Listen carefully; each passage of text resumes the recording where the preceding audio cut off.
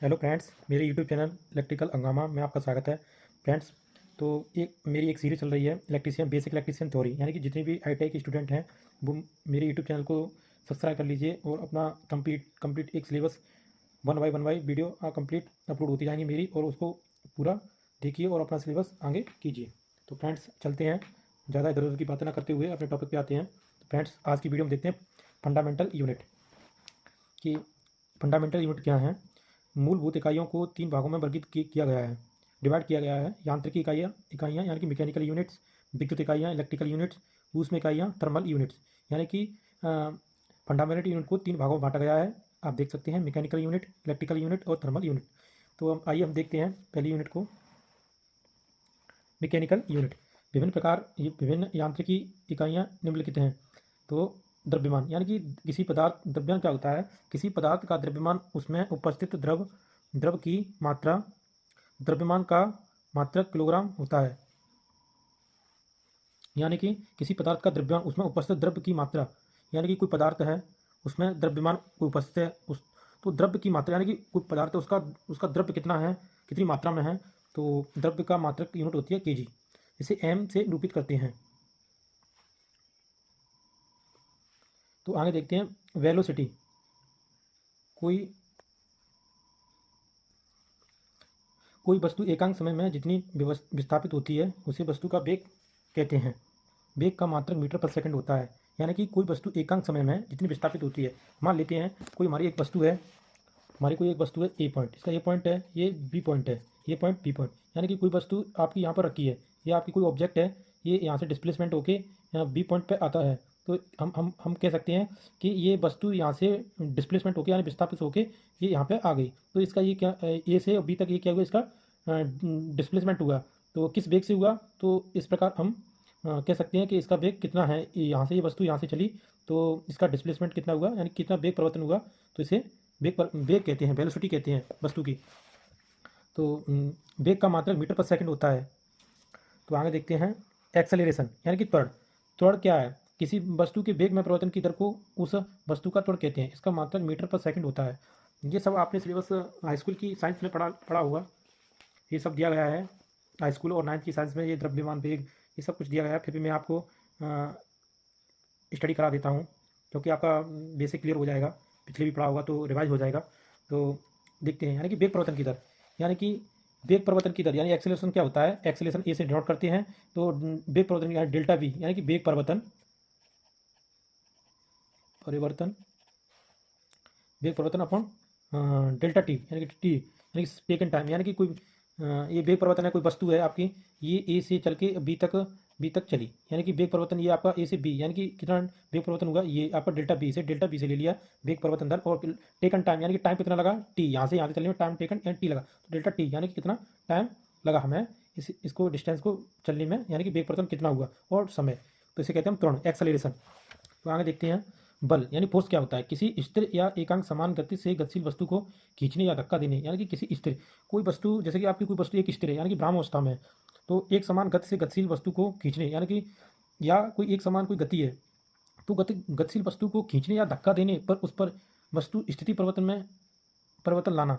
यानी कि वस्तु को परिवर्तन, यानी कि भ्राम, जैसे कोई वस्तु जैसे गति अवस्था में है तो उसे भ्रामावस्था में लाना, कोई भ्रामावस्था में है तो उसे गति अवस्था में ले आना। तो इस प्रकार के परिवर्तन को, वस्तु स्थिति परिवर्तन को ही हम फोर्स कहते हैं, यानी कि बल कहते हैं। तो उस वस्तु पर लगा बल कहलाता है, यानी इसका मात्रक न्यूटन होता है। इसकी फॉर्मूला होता है F बराबर ma, यानी कि बल। तो यहाँ F वस्तु पर लगाया गया बल होता है, m वस्तु का द्रव्यमान होता है, a त्वरण होता है, एक्सेलरेशन होता है। तो आगे देखते हैं, तो अब देखते हैं डेंसिटी, यानी कि किसी वस्तु की इकाई आयतन की मात्रा को वस्तु का घनत्व कहते हैं। किसी वस्तु की इकाई आयतन की मात्रा को, यानी किसी इकाई आयतन की मात्रा को वस्तु का घनत्व कहते हैं। घनत्व की इकाई सीजीएस प्रणाली में ग्राम पर घन सेंटीमीटर, एमकेएस प्रणाली में किलोग्राम पर घन मीटर होती है।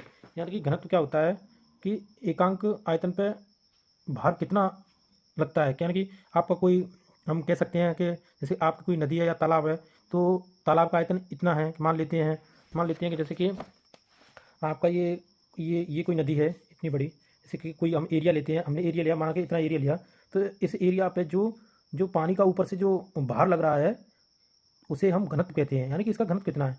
जैसे कि तो घनत्व बराबर क्या होता है, घनत्व इक्वल टू बराबर भार अपॉन आयतन। तो भार को हम mg से करते हैं, इसको हम v से करते हैं, तो ये हम कह सकते हैं भार अपॉन आयतन, या भार को ही हम द्रव्यमान कहते हैं, यानी कि द्रव्यमान बट्टे आयतन। इसी घनत्व को हम द्रव्यमान बट्टे आयतन भी बोल सकते हैं। तो आगे देखते हैं भार। किसी वस्तु को पृथ्वी जिस बल से अपने केंद्र की ओर आकर्षित करती है उसे वस्तु का भार कहते हैं। किसी वस्तु को पृथ्वी पर जिस बल से अपने केंद्र की ओर खींचती है, जैसे कि हम किसी वस्तु को हम ऊपर की ओर उछालते हैं ऐसे करके, तो वस्तु नीचे की ओर आ जाती है। देखो ये मैं इसको पेंसिल को ऊपर की ओर उछाल रहा हूँ, तो ये नीचे की ओर आ रही है। तो यानी कि हम कह सकते हैं कि पृथ्वी जिस भार से अपने किसी वस्तु को ऊपर से नीचे की ओर आकर्षित करती है उसे वस्तु का भार कहते हैं। तो भार इक्वल टू बराबर मात्रा इंटू गुरुत्वीय, यानी कि गुरुत्वीय को कहते हैं ग्रेविटेशनल एक्सेलरेशन, यानी कि W इक्वल टू बराबर mg। ये W इक्वल टू बराबर mg। तो भार की इकाई CGS प्रणाली में डाइन MKS में न्यूटन होती है। तो आगे देखते हैं बल आघूर्ण, यानी कि टॉर्क। क्योंकि टॉर्क को पढ़ना इलेक्ट्रिकल फील्ड में और आपका मैकेनिकल फील्ड में बहुत अति आवश्यक है जानना कि आपका टॉर्क क्या होता है। बहुत बहुत इंपॉर्टेंट रोल करता है टॉर्क, ये आपका जनरेटर और आपका मोटर और आपकी जो मैकेनिकल सिस्टम होता है। तो आइए हम टॉर्क को बड़े अच्छी तरीके से स्टडी करते हैं। एक ITI स्टूडेंट के लिए ये सब बेसिक साइंस और बेसिक केमिस्ट्री पढ़ना बहुत आवश्यक होता है, क्योंकि इसे पढ़ने से ये सब क्लियर अच्छे से होता है और बेसिक क्लियर होना चाहिए, तभी आगे आपको इलेक्ट्रिकल थ्योरी या आपकी इलेक्ट्रॉनिक्स थ्योरी आगे समझ में आएगी, क्योंकि इस ITI सिलेबस में हमें सब कुछ पढ़ना है ये। तो आइए देखते हैं टॉर्क क्या होता है। जब किसी पिंड पर लगा हुआ बाह्य बल उस पिंड को किसी अक्ष के चारों ओर घुमाने की प्रवृत्ति प्रदान करता है तो उसे प्रवृत्ति को बलागुण कहते हैं। या किसी बिंदु के घूर्णन अक्ष के चारों ओर लगाए गए बल के परिणाम तथा घूर्णन अक्ष से बल की क्रिया रेखा का लंबवत, ये बहुत इंपॉर्टेंट बात है, लंबवत दूरी के गुणनफल के बराबर होता है। बलागुण का SI मात्रक न्यूटन पर मीटर होता है। तो टॉर्क बराबर F इंटू आर, यानी कि इस थ्योरी के अनुसार हम समझते हैं, जैसे जब किसी पिंड पर लगा हुआ बल बाह्य बल, यानी कि भारी ओर से बल उस पिंड को किसी अक्ष के चारों ओर घुमाने की प्रवृत्ति, यानी कि कोई अक्ष है तो उसके चारों ओर, आपको मैं पहले थ्योरी पढ़ा देता हूँ फिर आपको एक डायग्राम से समझाऊंगा। तो अक्ष की ओर घुमाने की प्रवृत्ति रखता है तो इस प्रवृत्ति को बलागुण कहते हैं। यह किसी बिंदु के घूर्णन अक्ष के चारों ओर लगाए गए बल के परिणाम तथा घूर्णन अक्ष से बल की क्रिया रेखा की लंबवत दूरी के गुणनफल के बराबर होता है। इसका ऐसे मतलब न्यूटन मीटर होता है। देखिए समझ लेते हैं, मैं आपको समझा देता हूँ। ये आपका कोई घूर्णन अक्ष है, ये आपका कोई घूर्णन अक्ष है, तो इसकी एक लंबवत, यानी कि लंबवत, ये यहाँ से इसकी डिस्टेंस ये R, इस पर फोर्स कितना लग रहा है F फोर्स। तो जैसे कि आप समझ लो ये गेट है, ये आपका एक घूर्णन अक्ष है, ये आपका दरवाज़ा है, तो ये घूर्णन अक्ष के सापेक्ष ये दरवाज़ा रोटेट करता है, इसकी ये परपेंडिकुलर यहाँ से ये दूरी आपकी R है। तो हम इस पर फोर्स लग रहा है, तो हम लिख सकते हैं टाउ इक्वल टू बराबर F इंटू आर, यानी कि लंबवत दूरी R। तो इस तरह हम समझ सकते हैं घूर्णन अक्ष क्या होता है, हमारा टॉर्क क्या होता है। तो जहाँ R घूर्णन की त्रिज्या दूरी होती है, यानी कि त्रिज्या जो मैंने आपको बता दी कि ये वाली यहाँ से ये, तो आप समझ गए होंगे। आगे देखते हैं वर्क क्या होता है आपका। वर्क क्या होता है, ये बहुत इंपॉर्टेंट है कि वर्क क्या होता है। किसी वस्तु पर लगाया गया बल, तो वह वस्तु कार्यरत बल की दिशा में कुछ दूरी तय करती है, अतः वस्तु पर लगाया गया बल तथा बल की दिशा में तय की गई दूरी के गुणनफल के कार्य को कार्य कहते हैं। यानी कि जब किसी वस्तु पर बल लगाया जाता है तो वह वस्तु कार्यरत यानी कि विस्थापित किसी एक डिस्प्लेसमेंट यानी कि किसी दिशा में कुछ दूरी तय करती है, तो उस वस्तु का विस्थापन कहते हैं। यानी समझ लेते हैं डायग्राम के अनुसार। ये आपकी कोई वस्तु है, तो इसे रोटेट करा दिया यहाँ पर, इसमें हमको ये फोर्स देते हैं, फोर्स F, फोर्स दिया ये थीटा एंगल पर, इसने यहाँ से नहीं, ऐसे दोबारा से समझाता हूँ आपको मैं। ये कोई बस्ती है, यहाँ पे कोई आपने यहाँ पर फोर्स दिया, तो ये आगे चल के ये रोटेट हुई, आगे फोर्स किया, कितना डिस्प्लेसमेंट हुआ, ये आपका फोर्स, ये आपका एक थीटा कोण बनेगा यहाँ पे। तो हम यहाँ से आपका W इक्वल टू बराबर F इंटू डी, ये आपका एक फॉर्मूला बन जाएगा फोर्स का कार्य का। तो हम समझ सकते हैं कितना ये डिस्प्लेसमेंट हुआ, यहाँ से क्या कितना डिस्प्लेसमेंट हुआ इसका। तो वर्क इक्वल टू बराबर F इंटू डी, यानी कि डिस्प्लेसमेंट इंटू फोर्स। तो हमने समझ लिया। तो इसकी इकाई जूल होती है, यानी कार्य बल इंटू बल की दिशा में तय किया विस्थापन। तो आगे देखते हैं एनर्जी क्या है।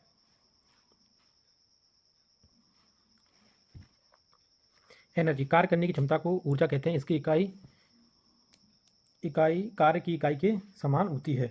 ऊर्जा मुख्यतः दो प्रकार की होती है। एक काइनेटिक एनर्जी, किसी वस्तु में उसकी गति की, यानी काइनेटिक एनर्जी क्या होती है, किसी वस्तु में उसकी गति के कारण विद्यमान ऊर्जा गतिज ऊर्जा कहलाती है। यानी किसी वस्तु में उसकी गति के कारण विद्यमान ऊर्जा गतिज ऊर्जा कहलाती है। यानी कि वस्तु गतिशील है तो उसमें विद्यमान ऊर्जा, उपस्थित ऊर्जा ही गतिज ऊर्जा कहलाती है। जैसे बहता हुआ पानी, चलती हुई हवा, दौड़ती हुई बांस, घूमता हुआ पहिया, गतिमान वाहन इत्यादि। ये फॉर्मूला होता है काइनेटिक एनर्जी का। गतिज ऊर्जा इक्वल टू बराबर 1/2 mv²। तो के ई बराबर 1/2 mv²। तो के ई बराबर 1/2 mv² अपॉन जी, यानी कि किलोग्राम मीटर पर जूल इसका यूनिट हो जाएगा। तो दूसरे नंबर की होती है आपकी पोटेंशियल एनर्जी, यानी कि स्थित ऊर्जा।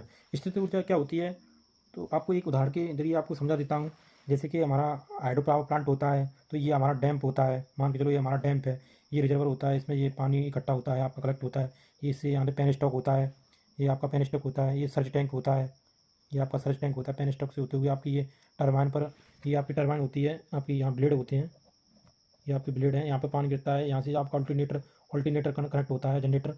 तो ये टरबाइन घूमती है तो आपका जनरेटर रोटेट होता है। यानी कि कहने का मतलब, मेरे समझाने का आपको है पोटेंशियल एनर्जी। यानी कि पोटेंशियल एनर्जी क्या होती है, जिसकी ये पानी, ये डैम्प है तो ये पानी है, ये पानी यहाँ स्टोर है, तो इसमें क्या इस टाइम है हमारी पोटेंशियल एनर्जी स्टोर।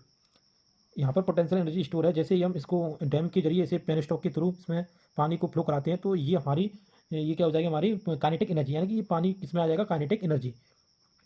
तो ये इस तरह, जैसे हमारा ये पानी स्टॉप है तो इसमें क्या है, पोटेंशियल एनर्जी। तो जैसे कि एक स्प्रिंग है हमारी, स्प्रिंग में भी जैसे कि पोटेंशियल एनर्जी होती है।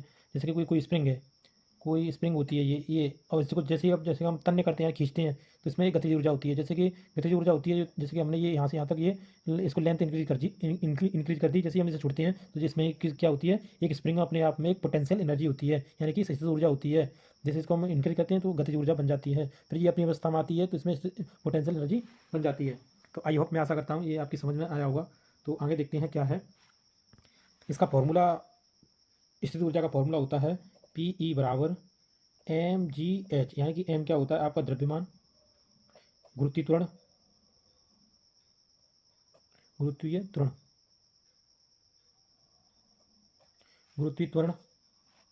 h आपकी होती है हाइट। तो ये द्रव्यमान होता है, ये गुरुत्वीय त्वरण होता है, ये आपकी हाइट होती है, और इसकी मात्रक होता है किलोग्राम पर मीटर,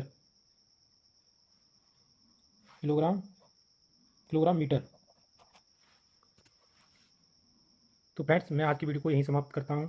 फ्रेंड्स, मेरी वीडियो आपको पसंद आ रही है तो मेरे यूट्यूब चैनल को सब्सक्राइब कर लीजिए, मेरी वीडियो को लाइक करें और मेरे यूट्यूब चैनल को अपने ज़्यादा से ज़्यादा दोस्तों को सब्सक्राइब करें। ओके, थैंक यू दोस्तों।